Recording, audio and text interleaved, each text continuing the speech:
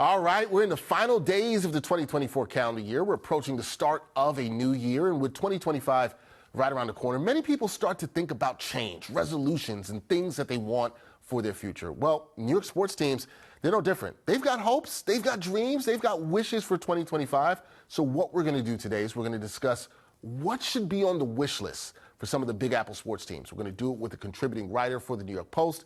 He's also my co-host on New York Got Games Knicks Weekly Live. My guy in studio, Bryan Fonseca. What's going on, man? How you doing? Doing well. Doing well? Holiday season has been treating you nicely? Yes. A lot of family, honestly, this trip. A lot of family, a lot of food, which is the dangerous part. The family or the food? Both. Oh, well, more so the food. I understand how both can be dangerous. The food can be dangerous. You get you ate a lot for the holiday. Maybe you felt like you were eating too much. You want to get rid of some of those holiday pounds. You've eaten at Puerto Rican restaurants. I have. You know what I had. I understand what was very filling. I can assume. You've also eaten at Dominican spots, and because now.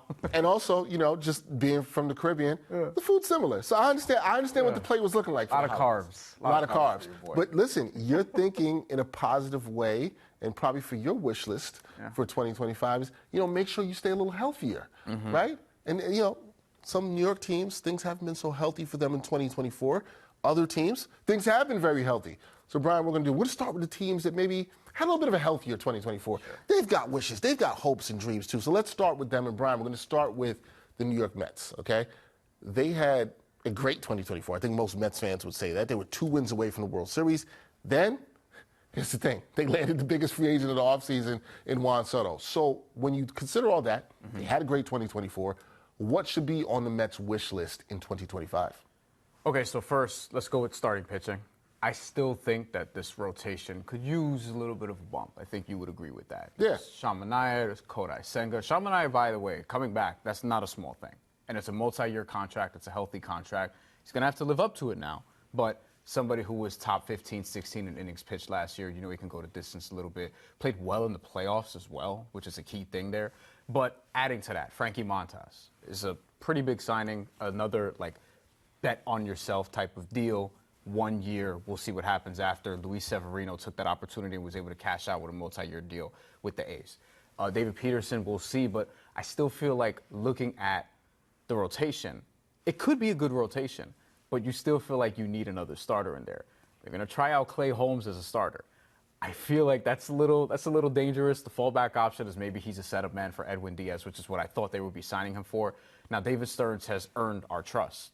He's hit it out the park with free agency the last couple of years in terms of these, prove-it deals, and we'll see what happens with the rotation. But I think you need to find a guy who can go to distance, and ultimately that could be on your roster. It could be somebody unexpected that we see. Maybe Tyler McGill is able to put together a good season this year. We'll see.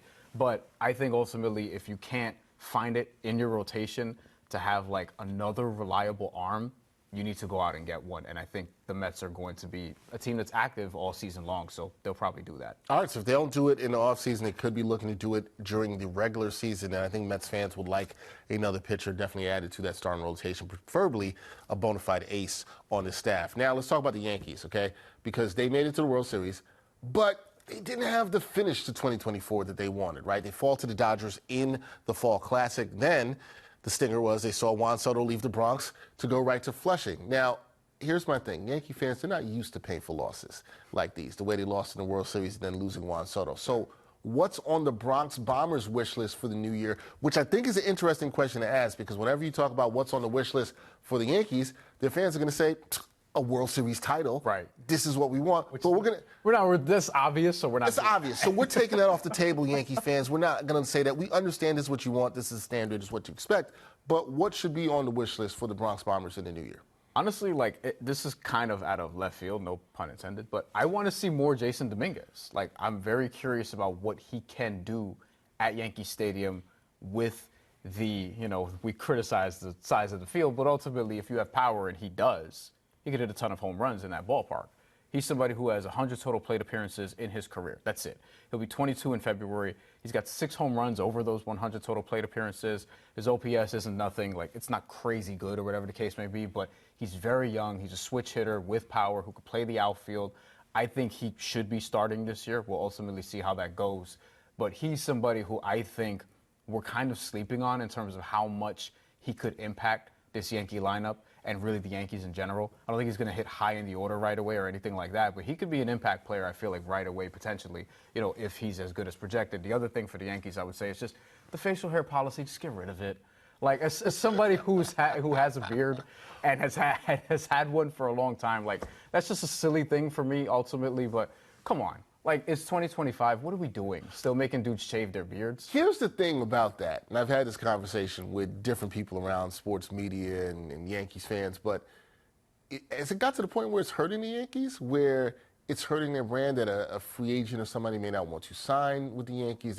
They don't want to get down with the policy anymore. I'm with you. I think it's dated. I think it's stupid. I don't think it matters anymore whatsoever. But is it hurting them? Because they don't seem to be willing to get rid of that policy anytime soon. I hope Juan Soto just grows a beard now to just troll them. That would be that'd be funny. That would be funny. I mean, to me, like, but for real, Jason Dominguez is somebody, and then like to the Mets also. At the same token, Luis Angel Acuna is somebody I hope that we see more of, particularly at second base. Well, yeah, no, New York baseball fans are going to see that if some of the young players can come up here and produce. The Yankees need Jason Dominguez to produce. Highly heralded prospect. Yeah. Like you said, only 100 at-bats in the majors. We'll see what he can do if he's up this year and perform with the big club. Now, we're going to move on to basketball. We'll talk some baseball. The Knicks, they've won 20 of their first 30 games to start this season. They made 2 major trades this offseason, and right now it appears like they would be trending in the right direction. So what should the Knicks be wishing for as the calendar turns? This is a little bit similar to the Yankees, and the fans are like, we won a championship because it's been so long, and I understand that. But what should the Knicks be wishing for, especially if they want to try to move into championship contention status? Okay, 2 things. 1, have a top 11 defense. We talked about this on New York Got Game Weekly Live. Top 11 defense is key because they already have a top 11 offense. In fact, they have a top 3 offense at the time we're recording this. It may even be back to 1 or 2. But they've had an elite offense, a championship-level offense. The reason why top 11 is important, because you may be watching this and being like, hey, why isn't it top 10? Every NBA champion for the last 25 years has been top 11 in both offense and defense, except for 2. The only 2 exceptions were the second Lakers three-peat team, so Shaq and Kobe together in 2000, 2001. And in that season, their defense was like outside the top 20, but also you had Shaquille O'Neal, who was probably the best player in the NBA at that point, or at least that season, Finals MVP. Kobe Bryant, who was becoming a top 10 guy, was All-NBA second team, was being heralded for his individual defense. And on top of that, you had kind of a cupcake matchup in the NBA Finals with the Philadelphia 76ers. All due respect to Allen Iverson, but we talked about this, Eric Snow, Tyrone Hill, Matt Geiger, like they weren't beating the Lakers in the finals. The other team were the Denver Nuggets for a couple years ago. They went into the finals and they beat the Miami Heat, who were an 8 seed on a miracle run, and the Nuggets were a horrible matchup for them. Nuggets similarly also had the best player in the world in Nikola Jokic, and contextually, while they finished 15th in defense, they were probably top 10, top 12 over the last couple months. Got to check that again, but they were very good defensively and got the stops when they needed to and ultimately beat down the Western Conference. The other thing for the Knicks is this Mitchell Robinson situation has to get figured out. And I think with the Knicks, and anyone who's watched the Knicks this season will say this, you need to strengthen that bench. The depth is really the backbone of a championship team. You still need to be able to confidently go 8 deep, maybe 9 deep in the postseason. And this is where Mitchell Robinson comes into play. Dex, can you afford to wait on Mitchell Robinson to potentially return in late January, which may actually be the All-Star break, and then ramp up all the way through potentially March, April? Like, you kind of need to figure out the situation soon, and there are some trade targets that we've talked about on our show, and maybe that's something we could do a little bit here, but the backup center question is like a big one with Knicks fans, right? Well, I think that's the major thing for them to watch and over the next, I would say, 20 to 25 games, right? 6 weeks of the season. What's the pain point for you, I would say, in terms of, maybe seeing things with the depth? Because they are trending the right way. The defense is improving, all the stuff that you said. But does depth get tested? Is it an injury to I'm not wishing this, but to a Josh Hart? Knock on something. Right? There we go. Knock on something. To a Josh Hart, right? To a OG Anunoby. How long is the injury where you're concerned about the depth, and will you be able to survive that? That is a key question. And that's why I'm with you on, I love what you put on the wish list. They kind of got to resolve it. It's just about the timing. and when can you resolve it, and what's the information you have on Mitchell Robinson returning? How long will it take him to ramp up? That does affect that decision-making there. I do think depth is a concern, so I love that you brought that up. Yeah, it's like, are you going to go after, so we've named a few backup centers before on our show. We talked about Nick Richards from the Charlotte Hornets, who is making $5 million this year and is under contract next year. He's actually an interesting one because Mark Williams is back now for the Charlotte Hornets, and Moussa Diabate has quietly been productive in his minutes. Like, the LaMelo Ball, Moussa Diabate combination, not to get nerdy on the Hornets here, but that's one of the best in terms of EPM that they have in Charlotte. So they could afford to part with Nick Richards is the point, and is that somebody, a big physical center who can get rebounds, clean up the glass? Is that somebody who you want playing the Jericho Sims minutes and maybe even some of the Precious Achiuwa minutes? Precious Achiuwa is probably not like the backup five you want. Is it a Jonas Valanciunas, who's a big bruiser? We've talked about him. You don't like that one because he's pretty slow-footed, but he can rebound very, very well. Yeah. But he's also on a 3-year deal. This is the first of a 3-year deal. It's only around $10 million a year or so, but that's another one. And the big one for me is, do you try to get Walker Kessler? And going back to the depth conversation, is that a deal where you try to do Walker Kessler and Jordan Clarkson? And realistically, you're going to need Mitchell Robinson's contract, and you're probably going to need like one or two of the Ariel Hawk Purdy, Daddier, Tyler Kolek. You know, Danny Ainge is going to want that done along with some draft capital. But like, is that something you could potentially swing? And I think that's probably the package I would kind of look at. But you're going to have to give up pick compensation, which the Knicks, you know, they're running out of because they keep using it to make these big deals.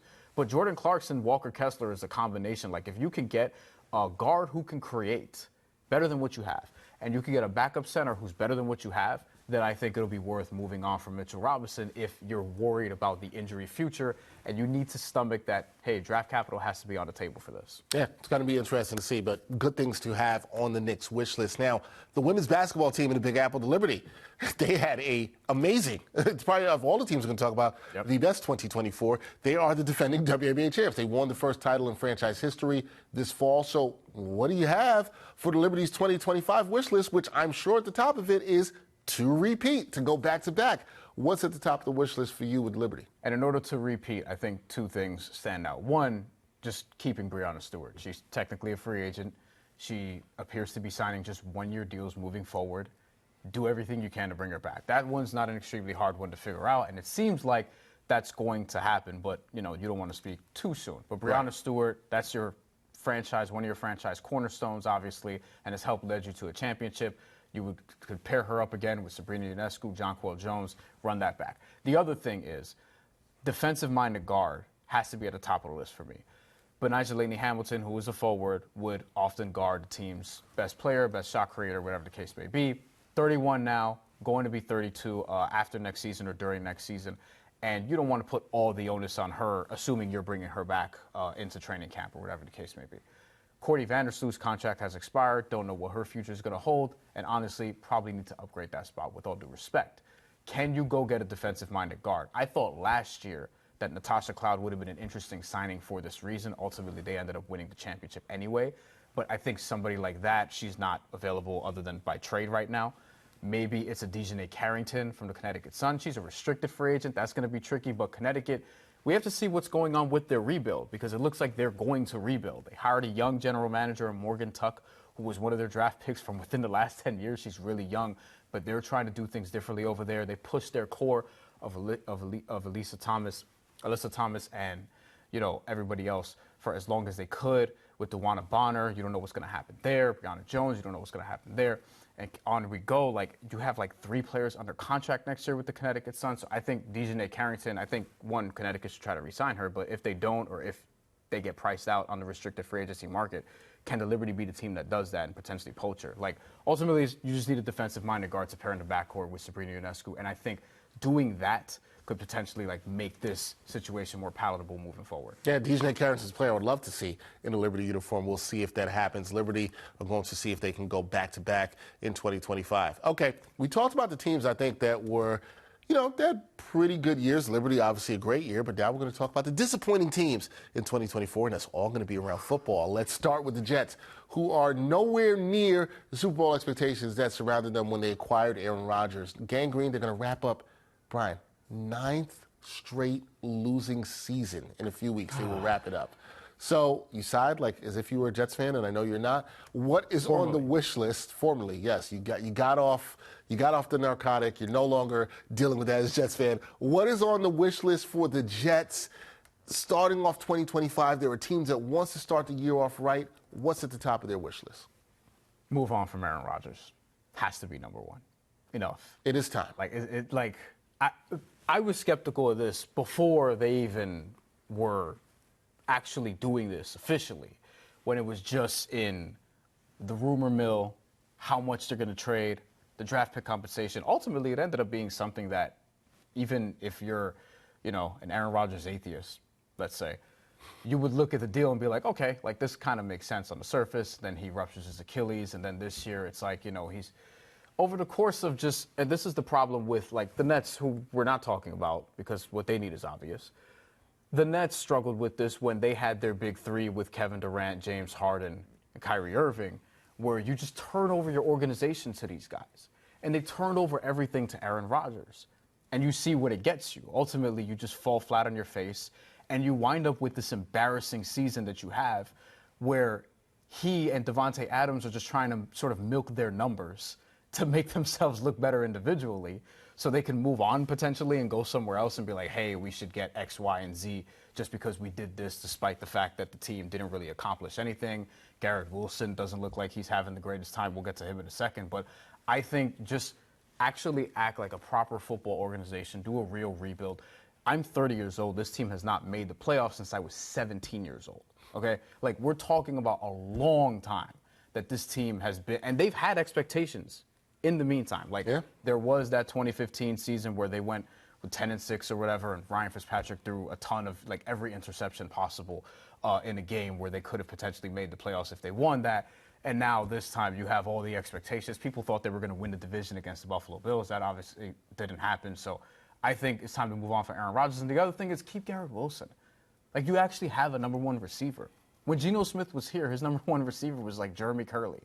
Like, there's a long line of Jet offenses and Jet quarterbacks not having a true number one receiver. You actually have one in Garrett Wilson, who's young and under contract, who has a team option in 2026. Keep him. Like, I don't understand what are these rumors about potentially trading him and sending him here and New England potentially. Like, no, I don't want to hear any of that. Like, keep Garrett Wilson with the Jets. He's the guy that you rebuild with and try to rebuild your offense around. Aaron Rodgers is the guy you got to move on from. All right, time to move on from Aaron Rodgers, what Bryan says about the Jets at the top of their wish list in 2025. I'm going to wrap with the Giants, who currently have the worst record in football. Now, the team, they got Daniel Jones up out of here, so that's not on their wish list for 2025. So what should Big Blue and their fans desire next year? It's pretty simple. Just Cam Ward or Shedeur Sanders, one or the other. I'm not going to act like I'm Todd McShay and, know everything about the NFL draft, but one or the other, I think you got to get the best quarterback available in this draft. Even though there are some people, and rightfully so, they're not very excited about the quarterbacks in this draft. But I feel like there are two that could be really good. Cam Ward, you worry about, hey, did he build up his resume with a cupcake schedule, and then he tries to do a little bit too much, but he believes in his arm talent. He's very confident in the Shedeur Sanders, and all that comes with him. He seems like somebody who will be able to handle New York. Ultimately, that'll be proven if he gets here. But either one of those guys, get your quarterback of the future, start fresh, start clean. And the other thing is just stop acting like the Jets. Like, as somebody who was a Jet fan, and the Jet fandom was beaten out of me over the course of my life to where I don't care anymore. With the Giants, I expect better from them. They've actually made the playoffs a couple of times since their last Super Bowl, which is over a decade ago. But carry yourselves, Giants, carry yourselves as a proper organization, as an organization that you hold yourself up to be in terms of standards and things of that nature, all that you aspire to. Like, stop being like the Jets. Let the Jets be the Jets. You guys be the Giants. That's what I would say about that. Okay, so you want Giants and their fans to, have better for themselves. Yeah. Think better for themselves. I want Jets fans to have better for themselves, too. Yeah. But just remember, you guys chose this life, and you guys chose to stick with it. Like, some people, you were there, you got out, and you were like, listen, I went to college in Pittsburgh. I'm rolling with the Steelers. That was my choice. You're better off for it. I am. Like, I don't get this idea, hey, we have to ride or die with the organization no matter what. And it's like, listen, if they just keep stepping on you year after year, and they don't give you what you want, give you what you're asked for, they don't make the playoffs for over 10 years, you don't have to keep doing this. Ultimately, you don't. It's true. So, I mean, and we've seen that reflected in whether it be attendance, whether it be ratings. So, yes, Jets and Giants, you guys got to get it together. And sorry to Rangers, Islanders, and Nets fans, but y'all know what you have to do. Just, like, be serious and get it together. Nets fans, I think, though, the Nets team, I should say, they're on the right track. You have draft capital. They got a coach in Jordy Fernandez. You got a coach in Jordy Fernandez. You're actually winning too many games. That's kind of the problem here. You're actually winning too many games right now. They won again recently. If you're going to tank. But I don't think they need Cooper Flag. VJ Edgecombe will be fine. I think he's going to be really good. All right, we will see. The moral of all this, if you're watching, New York sports teams, they've got a lot to desire in 2025. Just want to be better. Everybody wants to see productivity. Progress in productivity is what we want to see in 2025. Bryan, appreciate you rocking with me on this one. Have yourself a great rest of your holiday season. A Happy New Year. And hopefully 2025 is better for the New York sports teams than 2024 was. Yeah, hopefully. Hopefully. We can only hope. Happy New Year, everybody.